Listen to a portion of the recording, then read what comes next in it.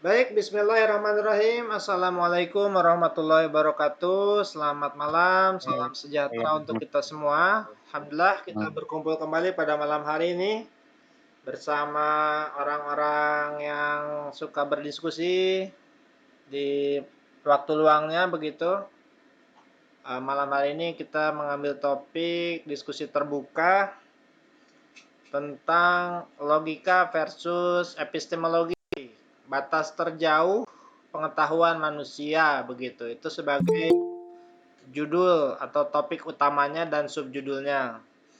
Ini terselenggara kerjasama antara Indie Mind Movement, For Logic Institute, dan Cosmosofia. Mudah-mudahan rekan-rekan yang hadir di sini ataupun yang menonton rekaman bisa mengambil banyak manfaat dari kegiatan diskusi kita malam hari ini.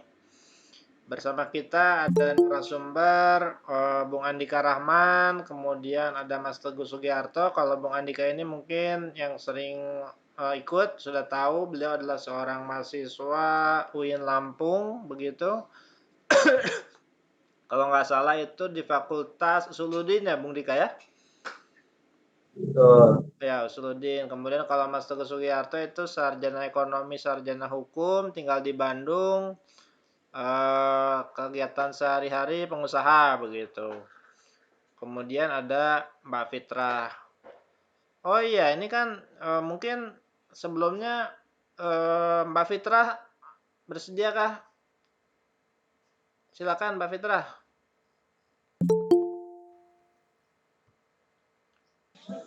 Ya Bang. Monggo-monggo ini sebagai host ini maaf saya mengambil Iya. alih. Silakan Mbak Fitrah. Oke, Assalamualaikum warahmatullahi wabarakatuh dan selamat malam kawan-kawan sekalian. Pertama-tama marilah kita panjatkan puji syukur kepada Tuhan karena telah memberikan kita kesempatan sehingga kita bisa berkumpul kembali di malam ini untuk berdiskusi. Saya harap kawan-kawan sekalian kabarnya baik-baik saja dan semoga sehat-sehat selalu. Oke, jadi malam ini kami kembali membuka room diskusi dengan mengangkat sebuah tema yang sangat menarik, yaitu tentang logika versus epistemologi. Nah, nanti materi ini akan disampaikan oleh pemateri kita, Kak Andika Rahman. Seperti yang disampaikan Bang Andri tadi, Kak Andika ini domisilinya di Lampung.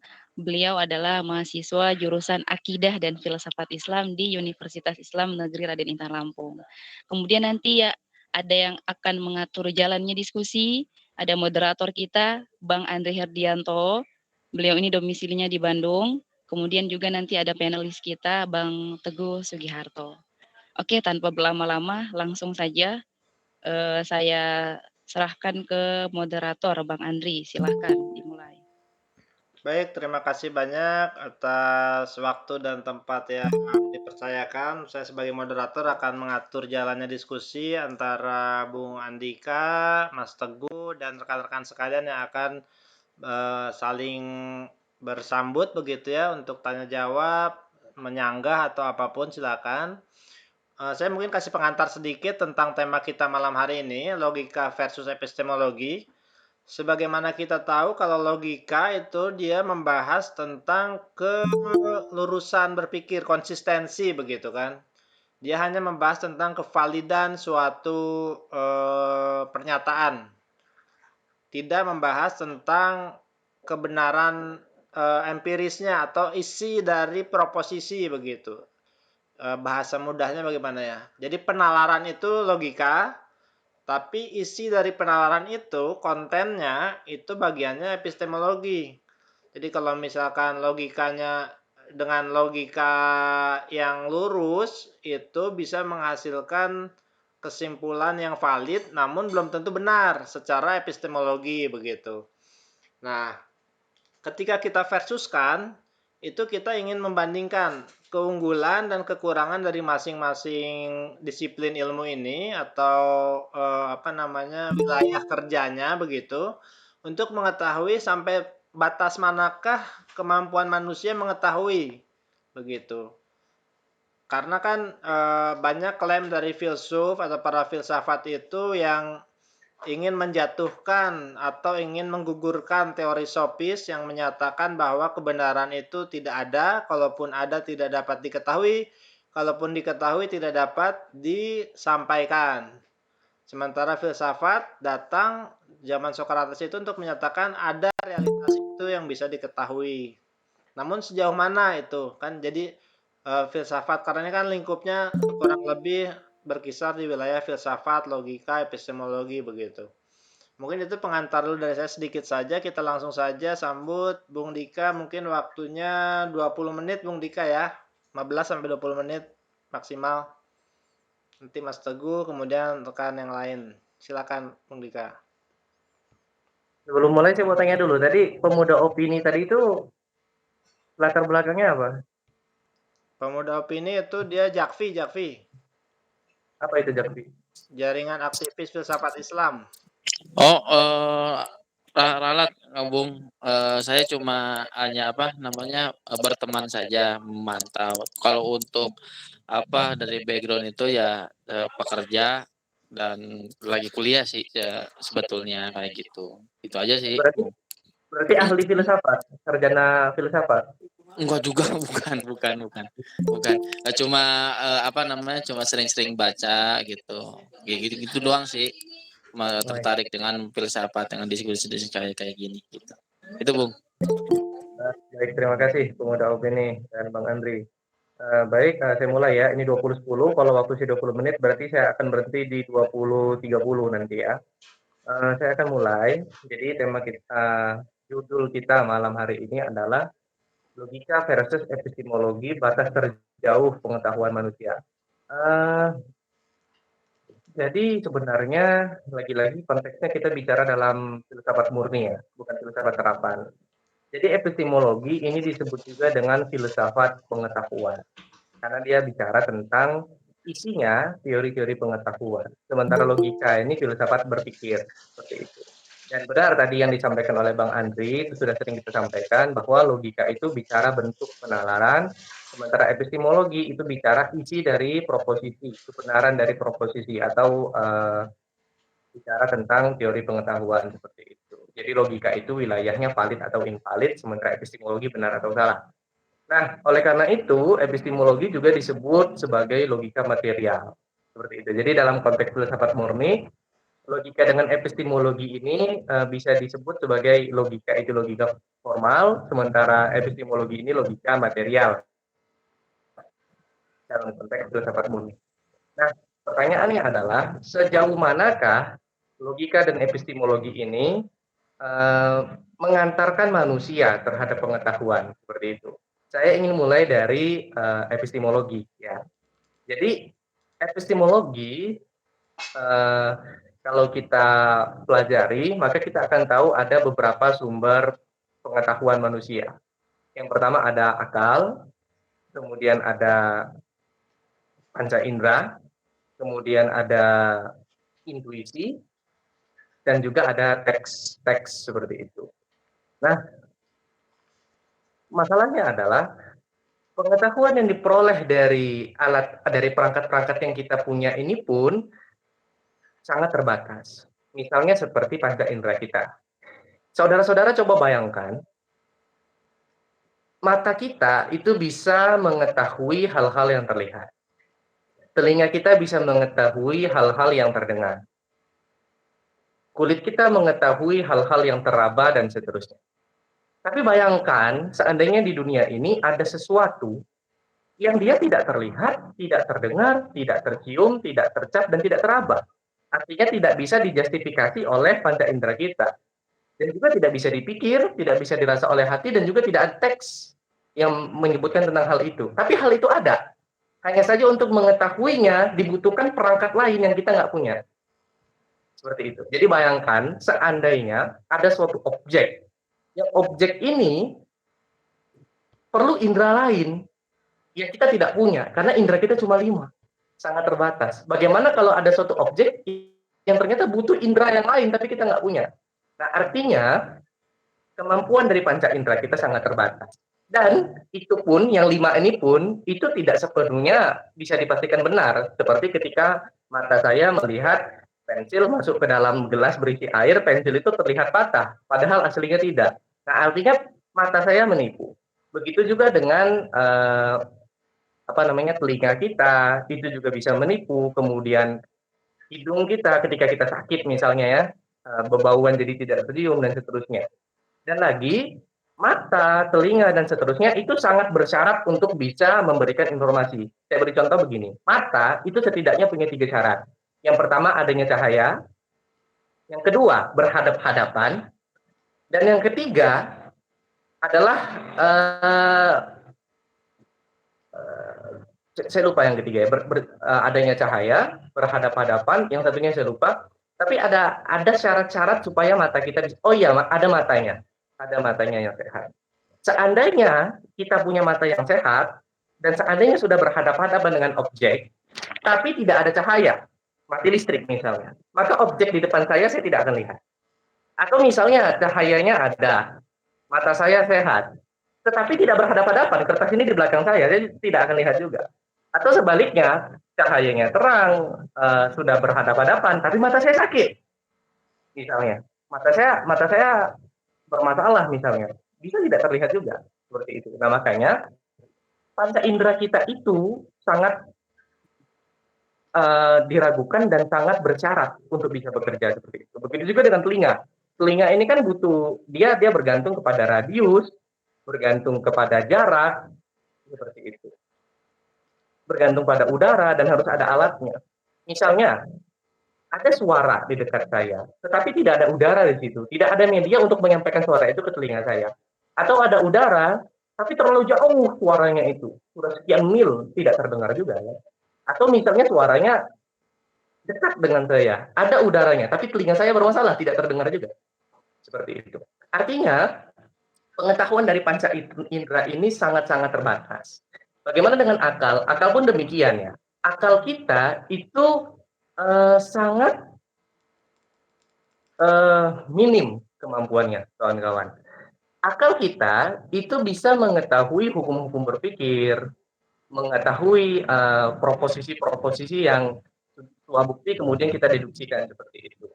Nah, tapi apakah akal kita ini mampu untuk menjawab segala persoalan? Ternyata nyatanya tidak. Teks yang kita punya pun terbatas. Dan kalaupun mereka tidak terbatas, waktu kita, tenaga kita untuk membacanya juga terbatas. Bagaimana dengan intuisi kita? Intuisi kita pun terbatas. Perasaan kita terbatas, pengalaman batiniah kita juga terbatas.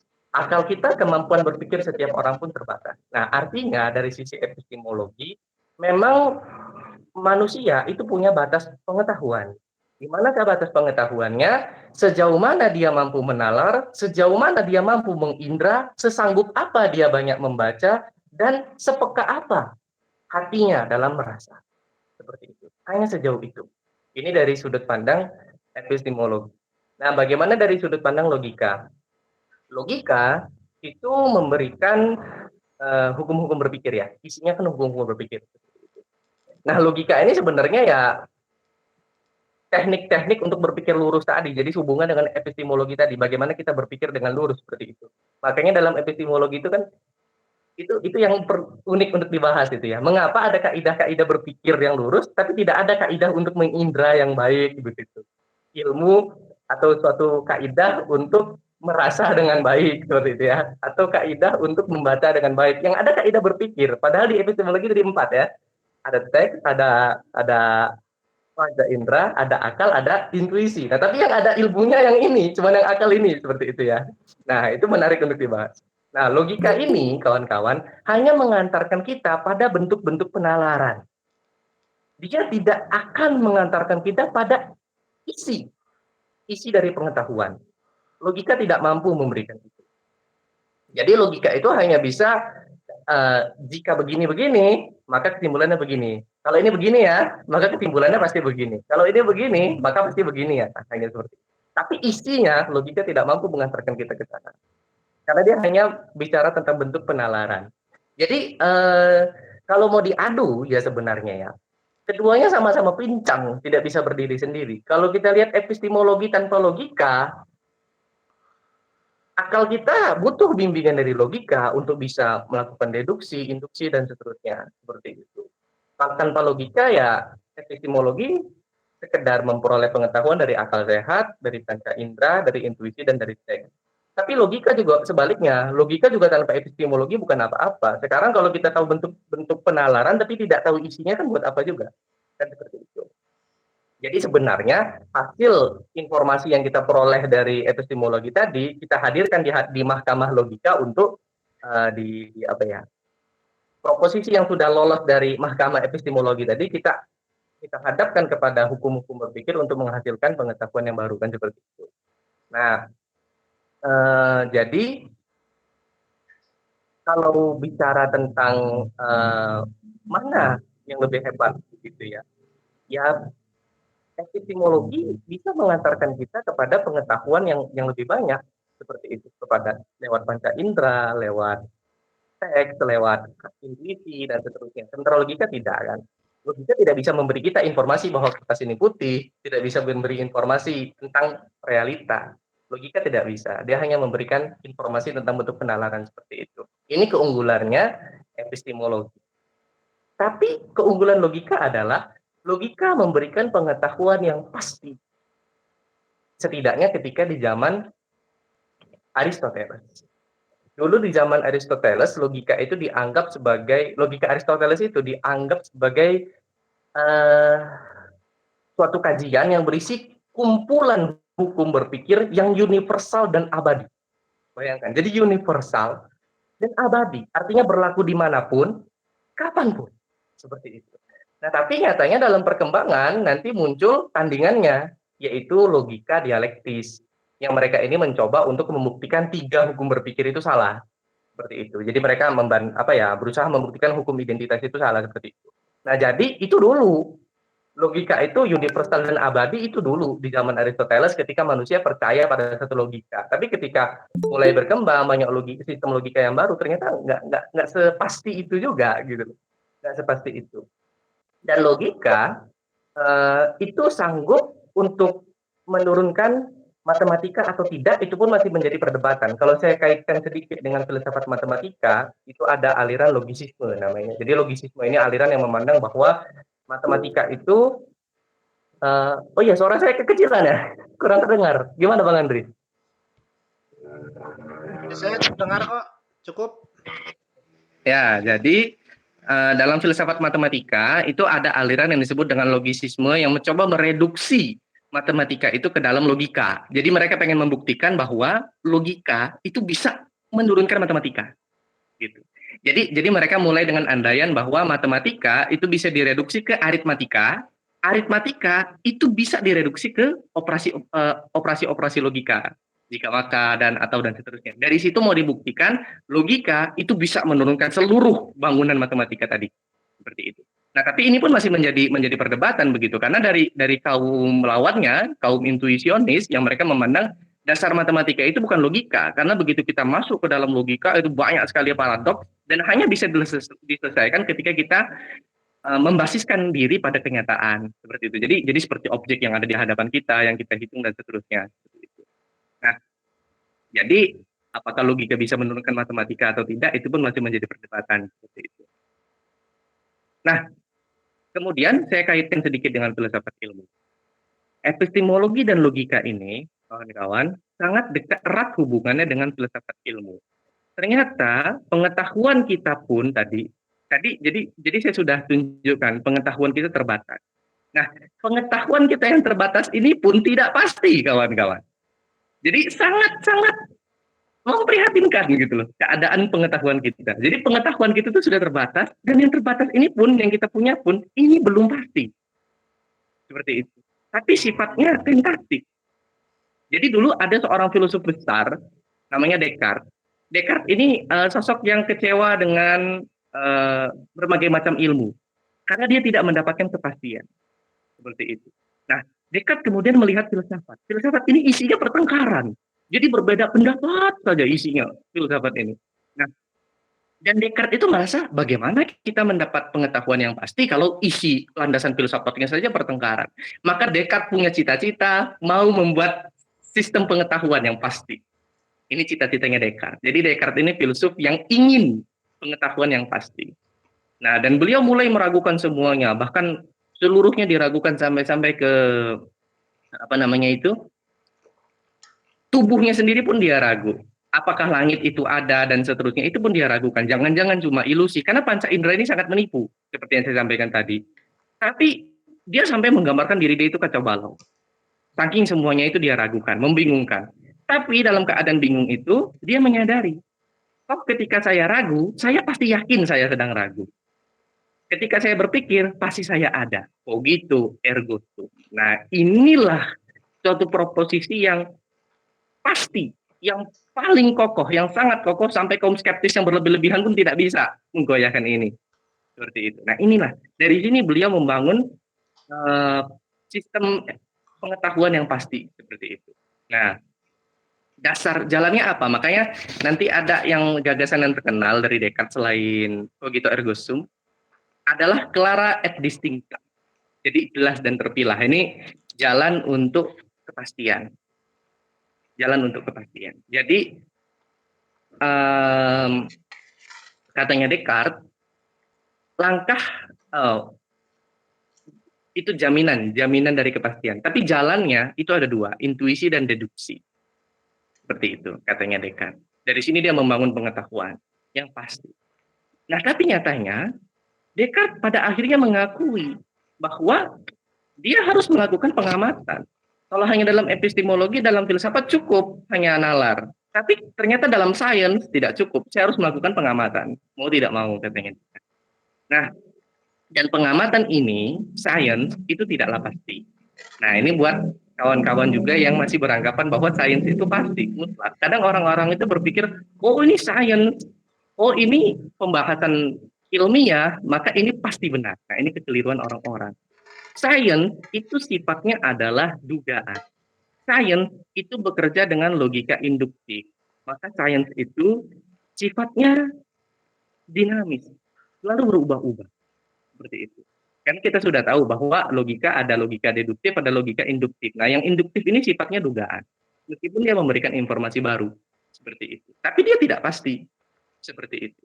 Nah, makanya banyak contohnya, misalnya seperti mekanikanya Newton.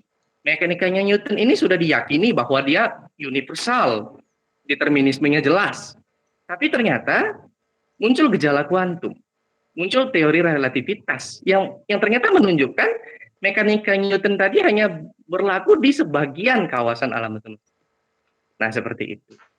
Makanya sains itu, seorang ilmuwan itu hanya berkata, hanya memprediksi, hanya bisa menduga, tapi tidak bisa memastikan. Yang ngomong pasti itu biasanya dukun, kata dosen saya.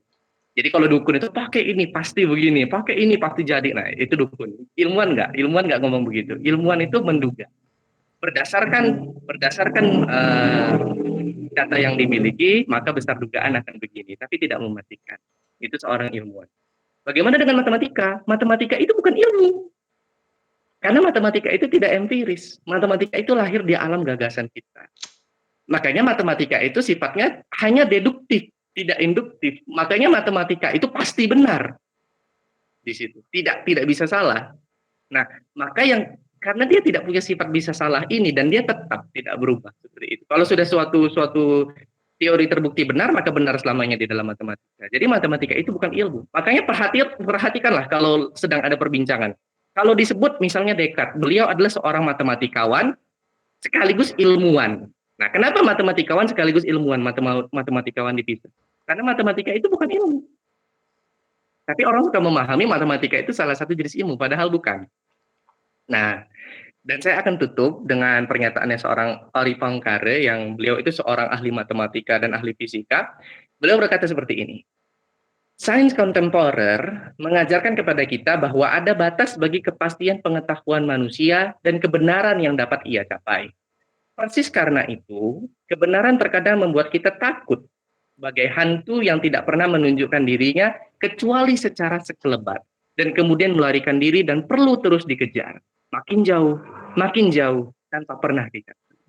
Nah, ini ungkapan dari seorang ilmuwan sekaligus matematikawan yang menunjukkan persis sains itu tidak pasti. Seperti itu. Jadi ketika suatu teori sudah sangat diyakini mutlak, alam itu seperti menunjukkan, ada yang kamu belum tahu, lalu berubah lagi teorinya seperti itu. Nah, jadi kesimpulannya, logika bisa mengantarkan kita pada pengetahuan tentang hukum-hukum berpikir, tapi tidak bisa memberitahu kita tentang informasi-informasi di realitas. Sebaliknya, epistemologi pun perlu kaidah-kaidah berpikir untuk bisa mengolah informasi yang sudah kita peroleh untuk mendapat kesimpulan yang baru seperti itu. Jadi keduanya itu seharusnya dikolaborasi, dikerjasamakan. Dan pengetahuan yang kita miliki bukan sekedar terbatas, pengetahuan yang sudah kita miliki pun itu sifatnya tidak semuanya pasti. Tapi banyak yang sifatnya hanya dugaan, seperti itu. Hikmahnya apa? Hikmahnya adalah jangan sombong karena pengetahuan kita terbatas dan yang kita miliki pun itu bukan kepastian. Hikmahnya itu. Nah, itu saja dari saya, Bang Andri. Baik, baik. Terima kasih banyak, Bung Dika, untuk pemaparannya. Banyak sekali poin yang disampaikan, kurang lebih cukup padat dan bisa jadi bahan diskusi cukup banyak poin. Selanjutnya saya persilakan kepada Mas Teguh, mungkin ada sudut pandang tersendiri untuk hal ini. Monggo 15 sampai 20 menit, Mas Teguh. Ya, jadi begini, kita bicara tentang apa tadi namanya batas pengetahuan manusia. Kalau kita lihat karakteristik pengetahuan manusia itu kan diperoleh dari informasi. Informasi yang ditangkap oleh panca indera dan sebagainya, yang tadi disebut bisa salah, bisa manipulatif dan sebagainya. Jadi yang kita proses, yang kita lahirkan itu adalah selalu bersifat yang disebut model atau pemodelan. Pemodelan. Oleh karena itu, sesungguhnya memang manusia itu tidak akan pernah bisa memahami yang namanya hakikat, tidak pernah bisa mencapainya. Jadi batas terjauh pengetahuan manusia itu memang probabilistik. Ada memang orang-orang yang tidak puas, jadi ingin kepastian seperti Descartes, seperti kaum agamawan dan sebagainya, itu kan mereka ingin pengetahuan yang pasti tentang sesuatu. Bahkan mereka menganggap probabilitas atau proyeksi-proyeksi, profesi apa itu namanya, nubuat dan sebagainya itu sebagai kepastian. Karena memang manusia punya kecenderungan untuk mencari kepastian, kemutlakan. Itu adalah sesuatu hal yang tidak memungkinkan. Gitu. Jadi karakteristik pemikiran manusia memang seperti itu. Manusia hanya bisa seperti itu. Sifatnya probabilistik. Dan kalau tentang masalah perdebatan, ya selalu dalam semua hal selalu ada perdebatan lah. Tapi artinya perdebatan yang namanya benar, salah itu kan bukan soal, ada yang soal konsensus, misal tentang moralitas itu kan konsensus. Jadi kalau tadi narasumber bilang bahwa batas terjauh pengetahuan manusia adalah tergantung pada kemampuan inderanya dan sebagainya, itu kan bisa diakali ya. Orang yang memiliki kekurangan seperti tuli dan sebagainya kan sudah diciptakan bahasa isyarat dan sebagainya. Tapi secara katakanlah hakikatnya, nah ini hakikat yang bahwa kita tidak bisa mengetahui hakikat. Hakikatnya manusia ini tidak akan pernah bisa. Karena yang datang ke pikiran kita itu adalah informasi. Dan bukan sesuatu itu sendiri. Orang yang tidak puas mengkreasi sesuatu yang disebut kalau ini ilmu huduri. Dalam pandangan apa itu namanya? Kalam Islam ya. Itu ada ilmu huduri. Terus kemudian Descartes bilang apa tadi. Jadi ya batas kemampuan manusia ya probabilistik gitu aja. Termasuk dengan menggunakan logika. Itu kalau kita penyimpulan tidak langsung itu kan pada premis mayor. Premis mayor kan ya harus umumnya ditemukan secara induktif kan gitu. Induktif itu sendiri kan juga probabilistik.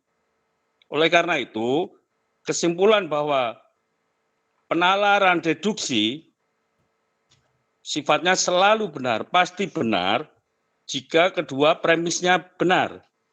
Sementara benar di premis mayor itu kan juga hakikatnya adalah sifatnya probabilistik.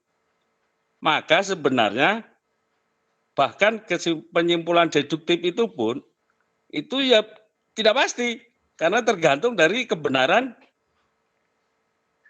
premisnya. Seperti apa ya tadi contoh misal kemudian ada muncul paradok logika. Saya pikir sebenarnya saya sudah cek yang disebut paradok logika, misal paradok orang kereta dan sebagainya, itu sebenarnya menurut saya tidak layak disebut paradok gitu. Karena kita tetap bisa menilai, misal seluruh orang kereta pembohong, Epimenides orang kereta, yang ngomong adalah orang kereta. Baik orang kereta ini jujur maupun bohong, itu akan mengakibatkan premis mayornya itu sebenarnya sudah runtuh. Jadi nilainya itu sebenarnya bukan paradok, tetapi penyimpulannya kan kemudian Epimenides pendusta kan gitu, pembohong. Ini kan sebenarnya logika itu tidak hanya tentang apa namanya itu valid, tetapi yang terkini itu adalah sudah tentang berbunyi atau tidak. Itu tadi kan premisnya berarti salah, nilainya salah. Kemudian premis minornya bernilai benar. Maka kesimpulannya tidak pasti. Nilainya tidak pasti. Oleh karena itu kita menilai bahwa kesimpulan ini valid, tetapi tidak berbunyi.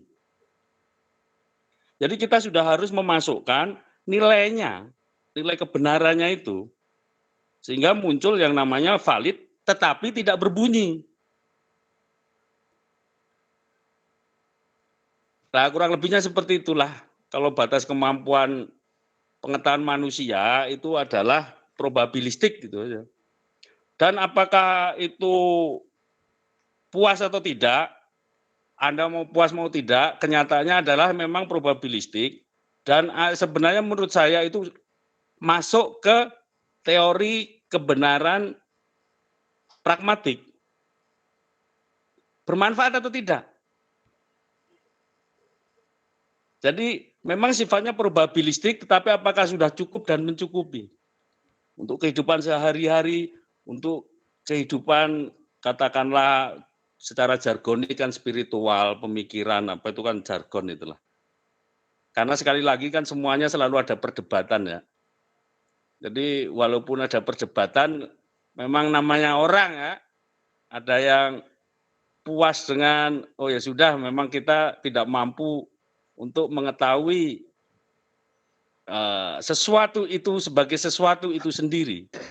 Misal ada sebagai ada, itu tidak akan pernah kita ketahui. Wah kan apa ya, segala sesuatu ini kan diproses itu informasi, bukan sesuatu yang datang. Sesuatu tidak bisa datang ke dalam pikiran. Jadi kalau saran saya itu kalau ada teman-teman yang ingin memiliki pengetahuan hakiki tentang sesuatu, ya lupakan saja, memang kita tidak akan mampu. Kita hanya mampu untuk menilai koherensi, korespondensi, manfaat atau tidak. Seperti itu aja. Tentang epistemologi, logika formal dan sebagainya itu oke lah, itu banyak teori juga lah. Tentang misal logika biasa itu kan kaitannya dengan teori himpunan aja. Dan sebenarnya ya kalau menurut saya kurang tahu ya, tadi disebutkan bahwa apa teori logika itu sudah ada yang tidak valid, itu saya tidak tahu juga itu.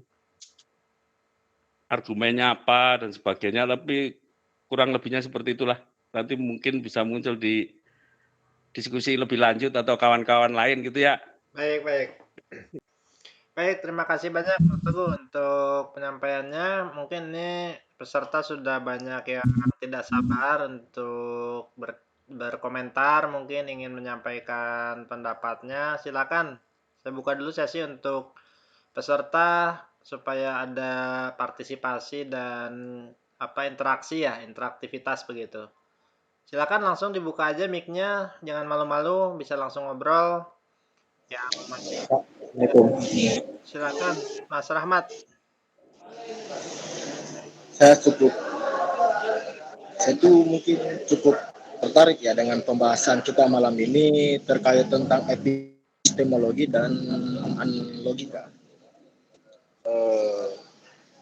Mungkin tadi saya dengar pendapat dari Bang Firman, Bang Teguh kayaknya tentang bahwasanya manusia itu mempunyai batas pengetahuan, manusia itu mempunyai pengetahuan yang terbatas. Tapi menurut saya, dan memang manusia memang memiliki kemampuan yang terbatas sebab ada satu teori dari Socrates yang mengatakan bahwasanya sesungguhnya manusia adalah dia yang tidak mengetahui apa-apa, dan ketika manusia telah mengetahui apa-apa, dalam hal ini berarti dia tidak kembali mengetahui apa-apa, karena itu adalah unsur dasar dari filsafat. Filsafat itu adalah mencintai kebijakan, dan dalam hal ini manusia adalah dia yang tidak mengetahui apa-apa. Itu yang pertama ya. Ada teori dari, kalau berbicara soal epistemologi, ada satu teori tabula rasa. Pernah dengar mungkin anak-anak filsafat di sini tentang teori tabula rasa mungkin? Tabula rasa itu bahasa Latin dari kertas kosong yang merujuk pada pandangan epistemologi bahwa seorang manusia lahir tanpa inti mental bawaan. Dengan kata lain, manusia terlahir kosong. Dan seluruh sumber ilmu diperoleh sedikit demi sedikit menempuh pengalaman dan persepsi alat indahnya terhadap lingkungan, di kehidupan, di luar dirinya. Sedangkan konsep dasar dari kata epistemologi ini berasal dari bahasa Yunani, yaitu tentang episteme, pengetahuan, dan logos artinya teori atau ilmu. Ketika kita berbicara soal epistemologi dan logika, ada dialektika di situ. Tadi mungkin saya akan membahas sedikit tentang pemateri pertama. Pemateri pertama itu mahasiswa filsafat dari Banten, mahasiswa filsafat Islam ya. Ya, di UIN. Tadi kan dia bahas tentang Tuhan. Katanya Tuhan tidak bisa dipikirkan pakai logika. Saya sedikit setuju dengan itu. Karena saya juga anak filsafat. Saya tidak bilang begitu. Saya filsafat dari UGM dan saya sedikit setuju tentang itu, bahwasanya Tuhan tidak bisa dipikirkan pakai logika, dan kebanyakan di zaman sekarang ini seorang anak-anak filsafat itu sering dijudge bahwasanya pemikir itu tidak percaya tentang adanya Tuhan. Padahal ada dialektika di situ, ada bahwasanya filsafat mengajarkan kebenaran, sedangkan agama pun mengajarkan kebenaran, berarti ada dialektika di situ.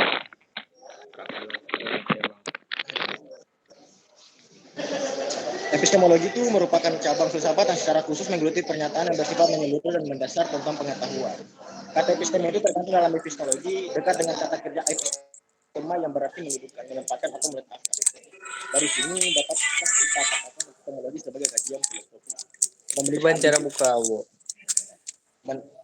Memiliki ambisi untuk menempatkan sesuatu yang kedudukan setempat-tempatnya, upaya pembuatan keputusan analisis tentang dasar-dasar teoris pengetahuan, menemukan ciri umum dan hakiki pengetahuan manusia. Mungkin saya sedikit bertanya kalau untuk materi pertama. Boleh nggak? Keterbatasan abang. Boleh nggak saya bertanya tentang materi pertama? Ya, silakan nih. Pertanyaannya apa? Pertanyaannya itu, apa yang Anda pahami tentang epistemologi Barat, dan apakah ada titik temu antara epistemologi Barat dan epistemologi Islam? Baik. Terima kasih, Bung Rahmat. Oke, terima kasih Bang. Mungkin Assalamualaikum. kita batasi dulu sesi pertama 3 orang ya. 2 orang lagi silakan.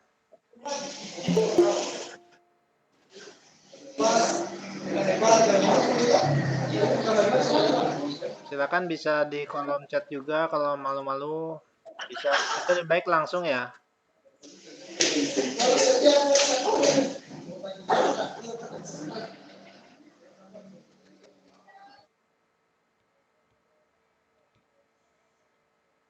Saya lihat dulu kolom chat apakah ada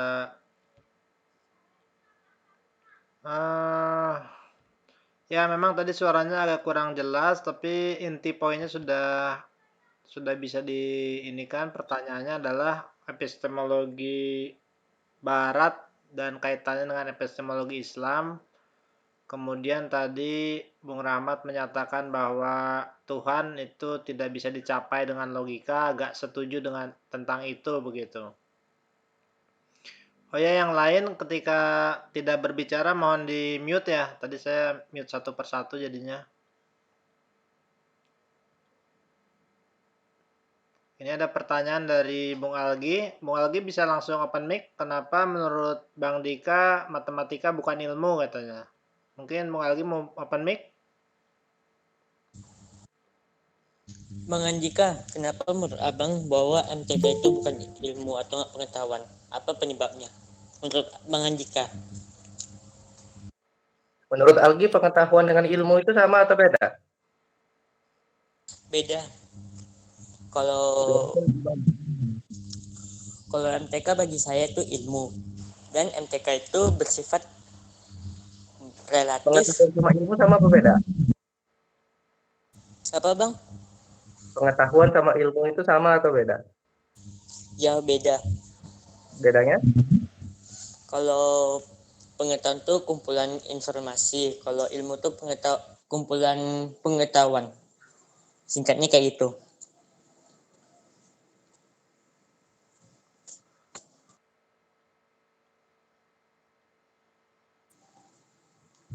Tapi kalau dijelaskan panjang lebar,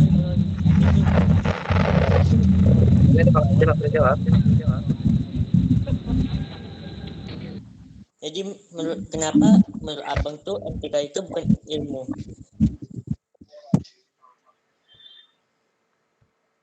Oke, mungkin satu orang lagi selain Bung Algi, ada lagi yang ingin bertanya silakan. Ada Mbak Sagra baru bergabung. Ini kedengaran. Oh, Mbak Sari silakan, Mbak Sari. Suaranya kedengaran, Bang. Ya, kedengaran. Itu kalau saya bukan mau bertanya, tapi mau nambahin sedikit boleh? Ya, silakan. Itu yang tadi kan udah dijelasin sama Bang Dika ya. Matematika itu bukan ilmu, tapi kan ilmu pasti ya, kalau nggak salah gitu ya. Jadi tadi berbicara tentang nama filosof apa saya lupa, tapi ketika dia sudah dikatakan ini misalnya ahli matematika, tunggu, maaf saya kurang fokus. Ini jadi matematika itu ilmu pasti, jadi nggak akan diragukan lagi kebenarannya. Sementara kalau misalnya sains tadi kan udah dijelasin juga ya, atau bedanya matematika dengan ilmu lain. Kalau sains itu kan ilmu yang bersifat dugaan. Nah, terus apa bedanya pengetahuan sama ilmu? Kalau pengetahuan kan itu kan bisa kita dapat dari pengalaman, sekumpulan informasi-informasi atau sekumpulan pengetahuan-pengetahuan yang kita dapat dari yang kita lihat, yang kita dengar, ataupun yang kita rasakan dari 5 panca indera itu. Contoh, saya melihat pulpen misalnya. Janganlah pulpen kan kemarin udah ya. Nah, saya melihat botol aqua misalnya seperti itu. Nah, kemudian botol aqua itu kita deketin jari tangan kita. Semakin mendekat tangan itu maka jari itu besar, padahal aslinya tidak besar gitu. Itu adalah pengetahuan yang kita dapat dari indera mata. Nah, ada lagi hal-hal lainnya seperti makan jeruk misalnya. Ditanya orang, jeruk itu asam atau manis? Ada yang mengatakan manis, ada yang mengatakan asam manis. Kan belum ada yang mengatakan asin kan? Ya gitu. Jadi itu masalah indera perasa. Itu adalah contoh dari pengetahuan. Nah, kemudian ketika melihat dikasih sama temennya, ini HP Samsung tipe ini katanya gitu. Oke, udah dilihat. Kemudian temennya, dia ditanya lagi sama temannya yang lain, kamu punya tipe HP seperti apa? Tipenya seperti ini, karena sudah terkonsep ketika dia melihat bentuk HP dia, itu sudah terkonsep dalam akalnya. Walaupun HP-nya itu ada di rumah, itu adalah salah satu pengetahuan yang bisa didapatnya dari akal, dari indera, kemudian diproses dari berpikirnya. Itu salah satu contoh pengetahuan. Nah, apa itu ilmu? Ilmu itu sekumpulan pengetahuan yang sudah diuji keabsahan datanya, keabsahan pengetahuannya. Contoh nih ya, kalau dulu ada yang mengatakan bumi ini berbentuk datar, misalnya seperti itu. Tetapi Galileo dengan teori-teorinya, dengan pengetahuan yang dimilikinya, diuji bahwa bumi itu berbentuk bulat. Makanya ada masuk lagi ilmu-ilmu bumi, misalnya seperti itu. Mungkin itu saja, Bang Andri. Baik, baik. Suara saya kedengeran nggak? Terdengar. Terima kasih Mas Ari untuk Sama-sama. masukannya ya. Terima kasih. Izin Bang. Baik.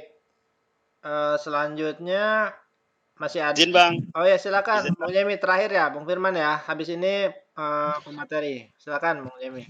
Ya, izin Bang. Saya ingin mengomentari aja Bang terkait pernyataan Pak Teguh tadi tentang kaum agamawan dan kaum yang disebut istilah.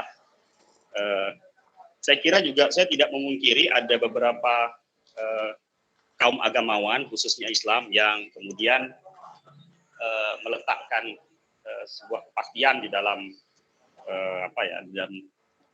dalam menyatakan kebenaran.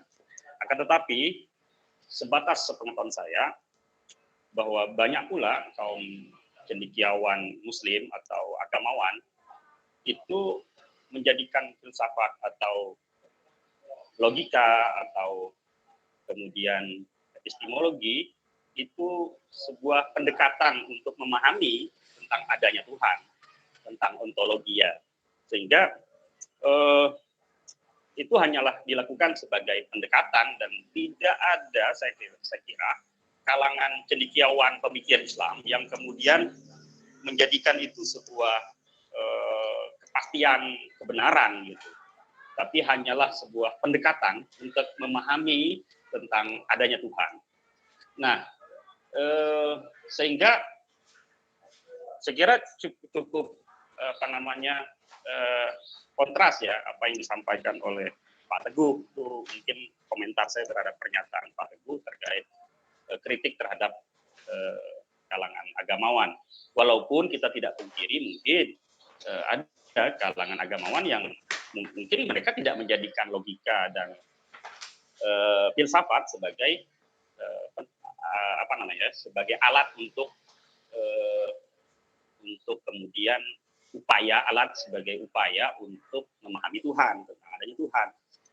Nah, sehingga sampai hari ini saya rasa kalau kemudian janganlah berpikir atau berupaya untuk menjadikan logika dan apapun pendekatannya, baik itu rasionalitas maupun epistemologis tadi, untuk kemudian berupaya untuk mendekati Tuhan.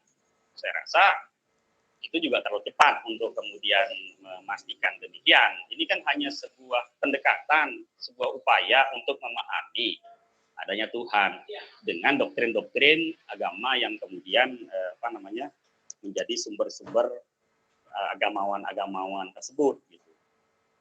Walaupun saya tetap respect dengan komentar-komentar Pak Teguh ya, terutama tentang kritik beliau terhadap beberapa agamawan mungkin, tapi tidak bisa general bahwa agamawan itu kecenderungannya memaksakan gitu kan, seolah-olah kemudian inilah kebenaran bahwa Tuhan itu dipikirkan. Saya rasa tidak ada satupun agamawan yang memikirkan Tuhan, tetapi bagaimana memahami adanya Tuhan, atau agamawan ya, karena dia berdiri atas dogma yang telah ada di dalam keyakinan mereka masing-masing. Mungkin itu yang komentar saya. Mohon izin. Kontrol. Baik. Terima kasih, Bung Firman. Baik, saya tutup dulu dari peserta. Kita kembali ke pemateri. Bung Dika, silakan menanggapi tadi dari Bung Rahmat, Algi tentang kenapa matematika tidak disebut ilmu, Mbak Sari kategorisasi pengetahuan dan ilmu, terus Bung Firman tentang agamawan itu tidak, justru hanya menjadikan filsafat atau epistemologi dan logika itu sebagai sebuah pendekatan, bukan berarti tidak boleh digunakan juga begitu. Silakan Bung Dika. Nanti setelah Bung Dika, Mas Teguh lagi. Tadi yang pertama siapa? Mas Rahmat apa Mas Rahman tadi? Rahmat. Hah? Rahmat. Rahmat. Tadi saya dengar dia tanya, apa yang Anda pahami tentang epistemologi Barat dan apa hubungannya dengan epistemologi Islam, gitu ya? Ya, betul. Maksud pertanyaan itu apa? Apa yang Anda pahami tentang epistemologi Barat? Gitu? Maksudnya apa? Ini. Saya mencoba untuk husnuzon ya. Jadi mungkin kalau ditanya, ini perbedaannya mungkin Ustadz Andika, mungkin apa yang membedakan antara epistemologi Islam dan epistemologi Barat? Apa sih perbedaannya? Tidak, saya bukan berusaha untuk menjelaskan, tapi begitu yang saya simak, kira-kira begitu. Mungkin antum bisa menjelaskan dan kami bisa mendapatkan pengetahuan. Baik, terima kasih. Kalau tadi ditanya, apa saya pahami tentang epistemologi Barat? Siapa yang menjamin pemahaman saya itu benar? Kan seperti itu. Jadi boleh jadi saya merasa paham. Saya merasa paham epistemologi rasionalisme. Saya merasa paham dengan epistemologi kritisisme misalnya. Saya boleh jadi merasa paham. Tapi orang yang ahli epistemologi mungkin akan melihat ketika saya bicara, oh ternyata pemaparan Andika ini salah, ternyata dia keliru memahami. Jadi yang bisa menjamin saya ini paham atau tidak siapa? Bukan saya sendiri, karena saya bukan seorang ahli. Jadi apa yang saya pahami terhadap tentang epistemologi Barat, Bang Rahmat kan lebih pintar dari saya, lebih ahli dari saya. Jadi silakan Anda nilai sendiri dari pemahaman saya tadi, gimana pemahaman saya terhadap epistemologi Barat. Nah, kalau masalah hubungan epistemologi Barat dengan epistemologi Islam, orang Islam itu belajar filsafat dari orang Yunani kan, sejarahnya kan. Jadi waktu itu terjadi akulturasi budaya, orang Islam itu tertarik dengan kebudayaan Yunani, termasuk salah satunya filsafat. Nah, kemudian diterjemahkanlah buku-buku tadi, buku-bukunya Aristoteles dan seterusnya. Lahirlah filsuf-filsuf seperti Al-Kindi, Al-Farabi, Ibnu Sina dan seterusnya. Sampai puncaknya nanti di Ibnu Rushd. Nah, Ibnu Rushd ini kemudian dari beliaulah orang Barat modern itu belajar filsafat. Makanya di Barat itu ada yang namanya Ebroism, pengikutnya Ibnu Rushd. Itu ada. Salah satu muridnya Ibnu Rushd itu Maimonides. Kalau di Barat itu terkenal Maimonides, namanya Ibnu Maimun. Ibnu Maimun ini di Barat namanya Maimonides terkenal. Nah, jadi apa hubungan antara epistemologi Islam dengan epistemologi Barat? Gitu. Hubungan filsafat, khususnya epistemologi. Yang hubungannya adalah orang Barat modern itu belajar filsafat termasuk epistemologi itu dari orang Islam. Dan orang Islam itu belajar filsafat dari orang Yunani. Jadi makanya filsafat Islam ini disebut sebagai Golden Bridge, jembatan emas, karena dia yang menghubungkan antara Barat modern dengan filsafat Yunani kuno. Kan begitu ceritanya. Itu hubungannya. Terus yang kedua tadi dari namaku orang. Kenapa matematika itu bukan ilmu menurut Bang Andika? Ya, kalau kita belajar di filsafat ilmu, Algi, di filsafat ilmu itu nanti kita akan ketemu sub pembahasan namanya ontologi ilmu. Nah, di dalam ontologi ilmu itu salah satunya adalah objek kajian ilmu. Apa sih yang dikaji oleh ilmu? Apa yang masih boleh dikaji oleh ilmu? Yang dikaji oleh ilmu itu adalah wilayah empirik. Segala hal yang empirik. Makanya ilmu dikatakan ilmiah ketika dia bisa diuji secara empirik. Seperti itu. Nah, jadi ilmu itu adalah kumpulan pengetahuan yang telah teruji secara empiris kebenarannya, bisa dijustifikasi dengan panca indera. Sementara matematika itu non empiris. Misalnya 2 sendok, misalnya. Misalnya kita belajar 2 tambah 2. Saya punya sendok 2, kamu punya sendok 2. Kalau kita gabungin jadi 4. Iya, yang empiris sendoknya. Tapi kalau kita hilangkan sendoknya ini, bilangan 2 itu kan nggak pernah kita lihat. Kan seperti itu. Yang kelihatan kan sendoknya, bukan bilangan 2-nya gitu.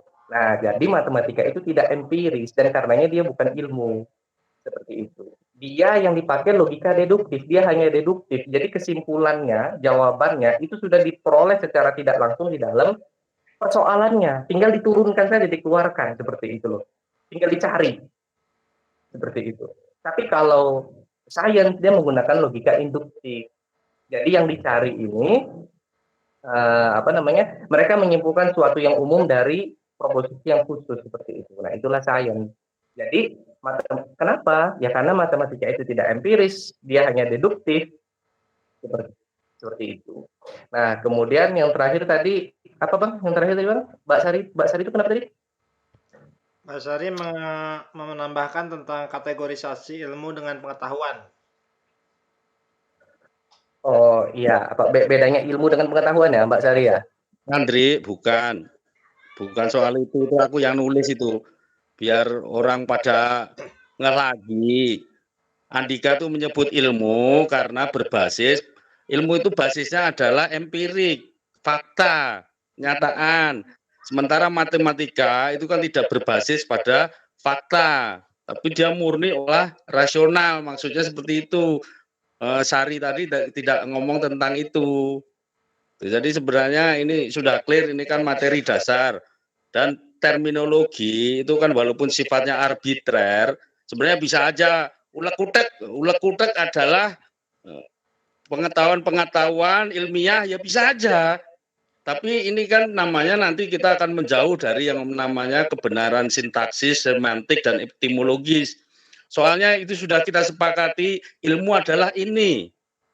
Sementara kayak matematika itu kan pengetahuan, agama itu juga pengetahuan, kan gitu. Tapi ya seperti itu tadi, seperti sendok dan angka 2. Jadi saya rasa ini sudah clear soal kategorisasi ilmu dan pengetahuan itu ya.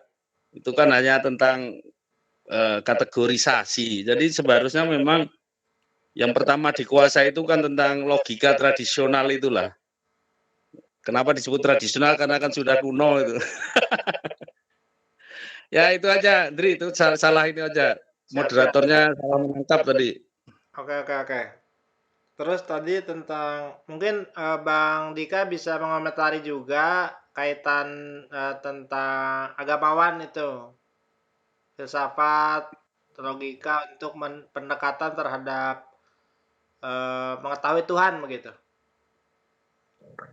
Ya, jadi sebenarnya itu tadi saya setuju sama Bang Teguh sebenarnya. Tadi Bang Teguh bilang manusia itu tidak bisa tahu hakikat, tapi hanya bisa apa tadi? Tidak bisa tahu hakikat pokoknya kata Bang Teguh tadi. Ya memang iya, saya setuju itu. Jadi kita hanya mengetahui sejauh peristiwa itu menampak pada kita kan, tapi peristiwanya sendiri kan tidak bisa. Karena yang masuk ke dalam alam pikir kita, dalam mental kita itu adalah informasi, bukan bendanya kan, bukan peristiwanya. Itu saya setuju dengan Bang Teguh. Nah, dan saya juga setuju dengan Bang Firman tadi. Tadi kan Bang Firman bilang tidak ada sebetulnya saya rasa agamawan yang memikirkan Tuhan, katanya Bang Firman kan. Tapi yang ada memikir bagaimana memahami keberadaan Tuhan. Nah, jadi bukan Tuhannya, tapi keberadaannya, sifat-sifatnya seperti itu. Nah, lalu bagaimana komentar saya kalau kita melakukan pendekatan teologis lah gitu ya, pendekatan keagamaan tapi pakai rasio gitu? Jawaban saya adalah harus. Jawabannya. Karena kalau Anda tidak pakai rasio, Anda nggak disuruh beragama. Dalam agama Islam itu banyak sekali ayat di dalam Al-Quran kita disuruh berpikir. Menekankan pentingnya berpikir, apalah takilun dan seterusnya, ya kan? Nah, dan bahkan salah satu tujuan dari syariat Islam, maqasidus syariah itu ada 5, menjaga agama, menjaga jiwa, menjaga apa dan seterusnya. Salah satunya menjaga akal. Menjaga akal tujuan syariat Islam itu. Dan bahkan dalam agama Islam, seseorang dikenakan taklif, dikenakan beban syariat nih ya, itu karena dia berakal, kawan-kawan. Karena dia berakal. Makanya orang-orang yang orang gila, orang kesurupan, orang tidur, orang koma, orang pingsan, Anak kecil yang belum cukup umur, yang akalnya belum mumpuni, itu nggak kena taklif, nggak kena hukum syariat. Orang gila nggak sholat nggak apa-apa, nggak dosa dia. Nah, karena apa? Agama itu taklif pembebanan syariat tadi untuk orang yang berakal. Yang nggak berakal nggak kena. Jadi justru sangat keliru. Saya sangat nggak setuju kalau disuruh apa beragama bertuhan itu nggak pakai akal. Ya kayak mana? Ya kan? Lo kamu baru mau baca Quran misalnya, nggak usah pakai akal, pakai Quran aja misalnya gitu kan. Nah, sekarang kamu mau baca Quran. Quran ini bacanya dari kanan apa dari kiri? Itu udah mikir. Baru mau baca Bismillah, ini bacanya Bismillah apa Bismillah, udah mikir. Hukumnya udah mikir. Ini belajar baca terus udah mikir. Jadi nggak bisa. Kalau nggak mikir nggak bisa. Gitu loh. Nah, cuma masalahnya porsinya, kadarnya gitu loh. Kadarnya. Kayak gitu, Bang. Oke, oke. Makasih. Kadarnya jangan berlebihan gitu loh. Proporsional lah ya. Tapi tetap harus nggak pakai akal nggak bisa. Ya. Baik. Selanjutnya Mas Teguh, apakah masih ada yang ingin dikomentari tadi dari peserta? Silakan. Ya kan karena saya disebut nama secara khusus oleh Bang Firman ya, saya harus mengomentari penghormatan walaupun tidak sepakat itu kan justru asiknya di situ. Kalau sepakat terus mah tidak ada asiknya kan gitu. Jadi kalau tadi saya bilang bahwa banyak yang mengklaim atau ingin mencari hakikat tentang sesuatu, termasuk tentang keberadaan Tuhan, tentang Tuhan itu sendiri, itu tidak semua iya tentu. Mungkin saya memang kurang menambahkan kata banyak, kuantornya tidak saya sebut aja. Jadi kalau seluruhnya mungkin tidak bisa, saya tidak bisa menyimpulkan secara induktif bahwa semua agamawan seperti itu. Jadi memang, jadi kalau kita sudah sama sepakat memahami bahwa hakikat dari sesuatu itu tidak bisa kita pahami sebagai sesuatu itu sendiri karena memang karakteristik. Tadi saya cuma bicara bahwa setelah kita mengetahui karakteristik pengetahuan manusia, maka segala keinginan untuk memahami kehakikian atau kesejatian sesuatu itu sudah berada di luar kapasitas manusia. Berarti orang itu namanya wishful thinking aja. Setiap yang mengklaim mengetahui kesejatian sesuatu itu berarti khayalannya semata. Termasuk konsep ilmu huduri, yang tentunya ilmu huduri itu dirumuskan oleh siapa saya lupa, tetapi yang jelas perumusnya sendiri pun tidak mengklaim memiliki ilmu huduri. Sesuatu itu hadir dalam dirinya. Tetapi dia sendiri meyakini ada orang-orang lain. Tentunya orang-orang lain ini kan basisnya iman juga. Karena dia tidak pernah memverifikasi orang lain itu memang hadir. Kalau segala sesuatu hadir dalam dirinya, dalam pikirannya, ya habislah kita. Masuk ke dalam pikirannya. Tidak lebih dari dunia sofi ternyata dunia ini. Hanya ada di dalam pikiran orang itu ternyata. Nah seperti itu. Kalau tentang, tapi memang yang namanya agama, agamawan, itu punya kecenderungan untuk seperti itu. Karena memang basisnya itu adalah pada belief to something. Something yang supreme. Itu basis itu. Basis belief kan seperti itu. Yang di dalam logika itu kan termasuk argumentum ad verecundiam. Atau kalau dalam kaitannya dengan agama disebut appeal to belief. Dan kalau tentang masalah beragama harus berakal, sesungguhnya ketika kalian berakal menggunakan analisis logika,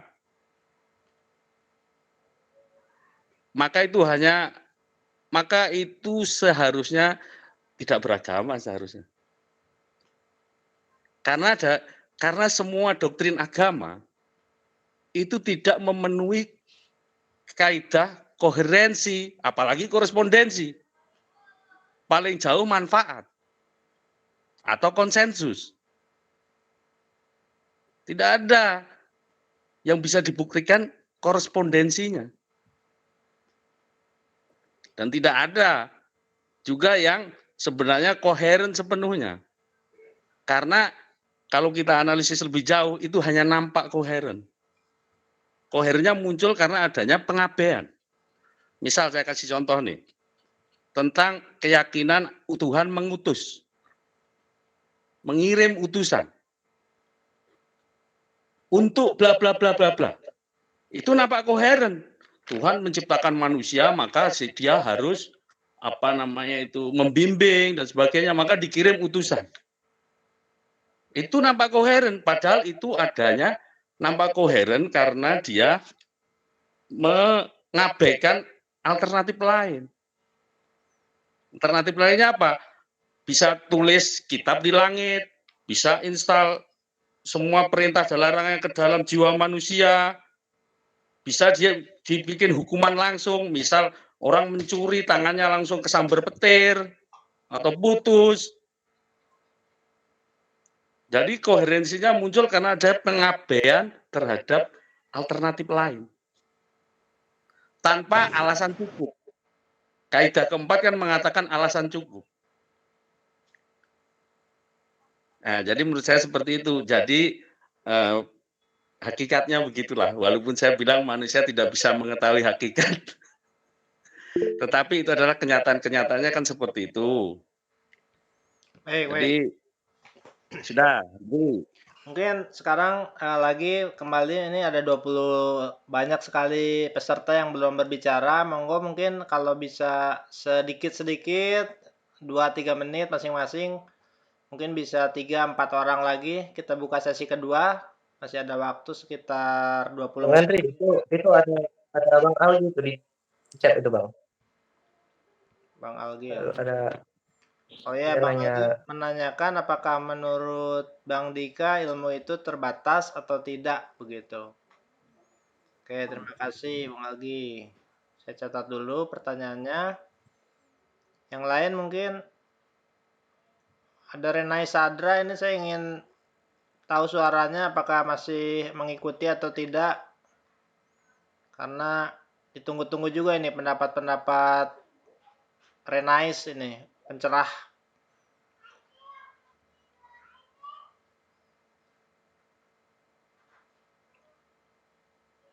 Wah, kayaknya udah pada ngantuk apa gimana ini? Ayo, tanggapannya yang mungkin bukan ngantuk Bang Andri, tapi bingung mau ngomong apa. bingung ya, mau ngomong apa ya? Iya sih, nggak ngantuk sih karena ini. Nah, Bung Renais, Bung Renais. Oke.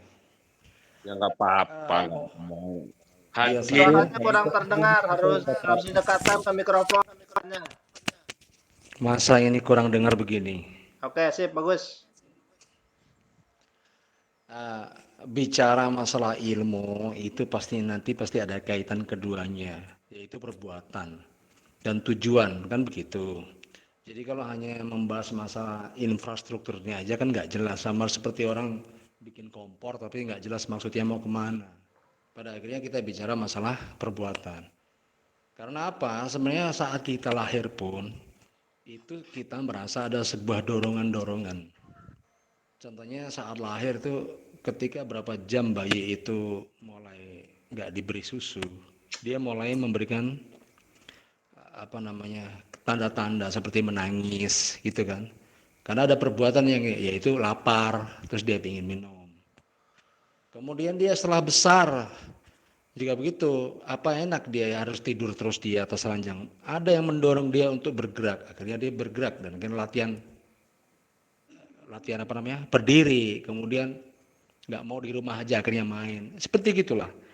Nah, sebenarnya apa yang menuntun orang mencari ilmu itu kan karena adanya dorongan-dorongan yang membuat dia ada tujuan daripada dorongan itu. Nah, kemudian dia memetakan, makanya dia kemudian mencoba menggali tentang hakikat ilmu, tentang epistemologi dan macam-macam lah. Yang pada akhirnya kita tahu jawabannya dari beberapa orang tadi bahwa ternyata sia-sialah mencari hakikat itu atau presisi dari ilmu itu, karena hanya semuanya probabilitas, kemungkinan-kemungkinan seperti gitu kan. Nah, akhirnya muncullah yang terakhir tadi. Apa sih? Tentang yang disebut dengan pragmatis atau manfaat. Oke lah, gak masalah ya, eh, gak masalah, gak terlalu penting, terlalu presisi, tapi penting kan ada gunanya toh. Sama seperti kalau kita pakai Google atau apa gitu kan, oh, berapa jarak Jogja Jakarta? Oh, 6 jam. Itu nggak presisi banget setelah dijalanin.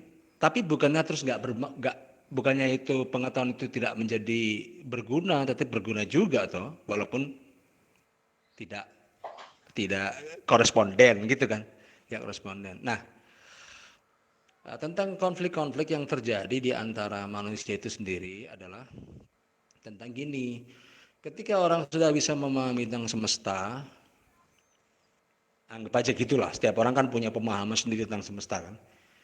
Nah, dia punya imajinasi tentang gambaran semesta itu seharusnya kayak begini loh. Harus diatur secara demokrasi, harusnya diatur secara teokrasi, harus ditata, jalan harus lurus. Di sana itu ada pengairan, sebelah sini ada sawah, bagian perniagaan sini itu otomatis kan menata berbasis daripada pengetahuan. Nah, disitulah mulai terjadi namanya konflik. Konflik mungkin di awal sebelum diwujudkan menjadi konflik fisik, itu pasti perang di Ghusul Fikri kan gitu kan. Konflik di pemikiran dulu. Adu gagasan antara logika, contohnya logika Aristotelian versus logika Catuskoti di India gitu. Ada juga tentang relativitas moral. Oh enggak, siapa bilang zina itu buruk? Ah enggak apa-apa, itu ekspresi tentang ini. Jadi akhirnya semua orang berlomba. Pada akhirnya ya sudah, kalau gitu kita adu aja. Dan saya pikir memang kemenangan konflik ini kan pada akhirnya kalau menurut saya yang menang adalah yang kuat.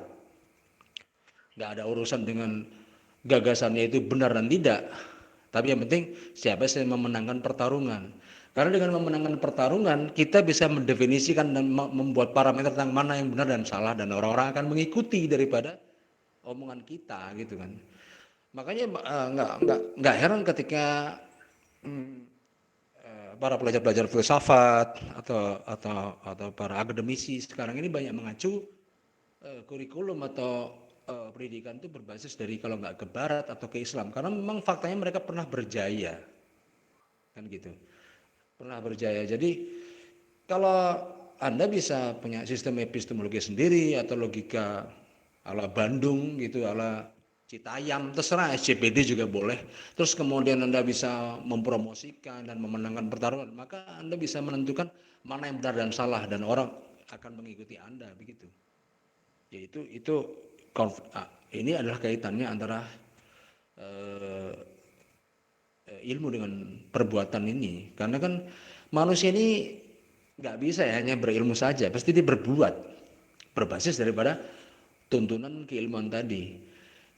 Jadi kalau sekedar hanya perang-perang di pikiran saja sih nggak masalah ya, nggak terlalu berdarah-darah. Tapi dunia kan nggak seperti itu jalannya.